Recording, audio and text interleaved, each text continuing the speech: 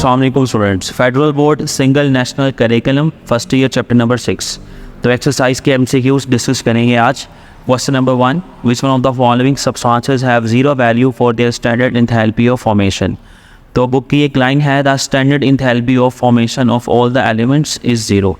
तो वाटर और zinc oxide इसलिए नहीं हो सकते क्योंकि ये एलिमेंट नहीं कंपाउंड है, और ओजोन इसलिए नहीं हो सकता क्योंकि ऑक्सीजन की स्टैंडर्ड फिज़िकल फॉर्म, स्टैंडर्ड जो स्टेट है वो ओजोन की फॉर्म में एग्जिस्ट नहीं करता, बल्कि ये किस फॉर्म में एग्जिस्ट करता है, O2 की फॉर्म में।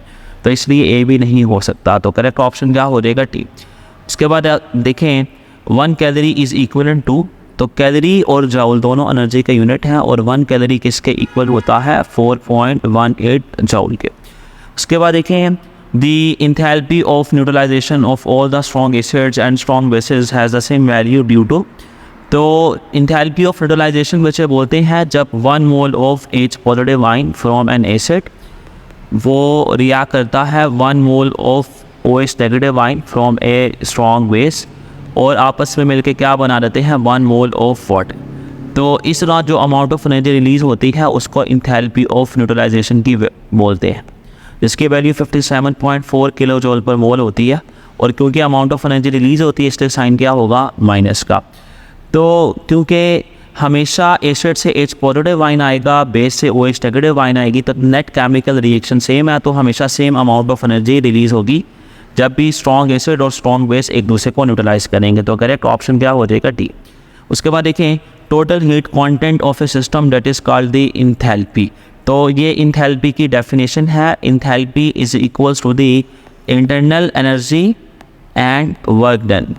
तो इन दोनों का जो कॉम्बिनेशन है वो क्या होता है, इंथैल्पी। और एक डेफिनेशन इसकी है the total heat content of the system, और एक इसकी डेफिनेशन ये है the heat supplied at the constant pressure. तो ये 3 डिफरेंट डेफिनेशंस हैं इंथैल्पी की, तो करेक्ट ऑप्शन ए हो जाएगा। उसके बाद देखें heat of dash of a substance is always negative. तो हीट ऑफ फॉर्मेशन ये पॉजिटिव भी हो सकती है, ये नेगेटिव भी हो सकती है, और ये ज़ीरो भी हो सकती है। कंबस्शन क्योंकि एक एक्सोथर्मिक प्रोसेस है तो इसमें हमेशा अमाउंट ऑफ एनर्जी रिलीज़ होगी, तो इसलिए ये हमेशा क्या होगी, नेगेटिव। जो इंथैल्पी ऑफ सॉल्यूशन है ये पॉजिटिव भी बचे हो सकती है, और ये नेगेटिव भी हो सकती है, और ये ज़ीरो भी। और जो डिकम्पोजिशन है, किसी भी चीज़ को डिकम्पोज करने के लिए हमेशा अमाउंट ऑफ एनर्जी देनी पड़ेगी, तो ये हमेशा क्या होगी, पॉजिटिव। तो करेक्ट ऑप्शन क्या हो जाएगा, बी। उसके बाद देखें a balloon is filled in place in a freezer, identify the system. तो जो सिस्टम सराउंडिंग और बाउंड्री है ये हम खुद चीज़ आइडेंटिफाई करते हैं। तो लेट्स से ये एक बैलून है, ये एक बैलून है, और इसमें आपने, ठीक है, एक मिनट, इसको हम इस तरह से कर लेते हैं। तो लेट्स से ये जो है वो बैलून है, ठीक है, और इसमें ऑक्सीजन गैस है, इसमें क्या है, ऑक्सीजन गैस का मॉलिक्यूल्स हो। और लेट्स से जो ऑक्सीजन गैस है वो अंडर कंसिडरेशन है, तो ऑक्सीजन क्या होगा, सिस्टम होगा। तो ये चीज़ें सिस्टम सराउंडिंग बाउंड्री ये आपको डिफाइन करते हैं। तो करेक्ट ऑप्शन हो जाएगा यहाँ पर बी। उसके बाद देखिए next, a bomb calorimeter is use in dash calorimetry. तो जो बॉम कैलोरीमीटर है वो कांस्टेंट वॉल्यूम पे ऑपरेट होता है, that is an example of constant volume calorimetry. तो ऑप्शन हो जाएगा ए।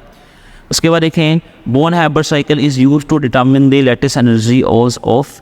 तो लेटेस्ट एनर्जी होती थी कि जब भी गैशियस आइंस आपस में मिलके 1 मोल ऑफ आयनिक सॉलिड बनाते थे, तो जो अमाउंट ऑफ एनर्जी रिलीज़ होती थी उसको आप क्या बोलते थे, लेटेस्ट एनर्जी।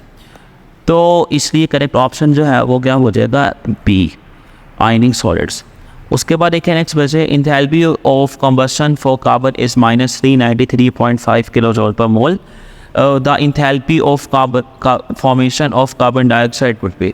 तो याद रखिएगा कि एक ही इक्वेशन के अंदर जो अमाउंट ऑफ एनर्जी रिलीज या एब्जॉर्ब हो रही है वो एक से ज़्यादा इंथैल्पीज को शो कर सकती है, अगर वो एक से ज़्यादा इंथैल्पीज की डेफिनेशंस को सेटिस्फाई कर रही है। तो फॉर एग्जांपल ये जो इक्वेशन है, इस इक्वेशन में क्योंकि number of moles of product कितने हैं, 1, number of moles of product कितने हैं, 1 मोल, और दूसरा यहाँ पर जितने भी रिएक्टेंट्स हैं वो सारे कौन सी फॉर्म में हैं, एलिमेंटल फॉर्म में। इस फॉर्म में है, एलिमेंटल फॉर्म में। तो क्योंकि ये दोनों कंडीशंस फुलफ़िल हो रही हैं तो इसलिए इस रिएक्शन के दौरान जो अमाउंट ऑफ एनर्जी रिलीज़ हो रही है वो enthalpy of formation of carbon dioxide को भी रिप्रेजेंट करती है, तो ऑप्शन बी हो जाएगा। उसके बाद देखें which one of the following is not a state function. तो thermal energy at constant pressure is called the enthalpy of the system, तो that is a state function. Internal energy in and enthalpy both are the state functions, तो option हो जाएगा D. तो हम लोगों ने पढ़ा था heat and work both are not the state function because both depends upon the path followed, तो ऑप्शन डी हो जाएगा। उसके बाद देखें for writing a thermochemical equation for the enthalpy of combustion of an element requires, तो याद रखिएगा कि इंथैल्पी ऑफ कंबशन हमेशा कोई भी इक्वेशन इंथैल्पी ऑफ कंबशन को तब रिप्रेजेंट करेगी जब जिस रिएक्टेंट की कंबशन हो रही है उस रिएक्टेंट के नंबर ऑफ मोल्स कितने होने चाहिए, 1। उसके नंबर ऑफ मोल्स कितने होने चाहिए, 1। तो ऑप्शन ए ठीक है। उसके बाद देखें 1 mole of oxide of element as the product, तो ये बात ठीक नहीं है। 1 मोल ऑफ द रिएक्टेंट होने चाहिए जिसकी कंबशन हो रही है, बाकी जिस रिएक्टेंट के जो मर्जी मोल्स हो इससे कोई फ़र्क नहीं पड़ता, तो ऑप्शन बी ठीक नहीं है। Standard states of all the substances से, तो ये बात ठीक है। Balance equation for 1 mole of the element जिसकी कंबशन हो रही है बचे, तो डी वाली बात भी ठीक है, तो करेक्ट ऑप्शन हो जाएगा 3 A, C एंड D। तो ये चैप्टर नंबर 6 एनर्जेटिक्स की MCQs थे, होपफुली आप लोगों को अंडरस्टैंड हुए होंगे। तो इंशाल्लाह मिलते हैं नेक्स्ट वीडियो में, तब तक अल्लाह हाफ़िज़।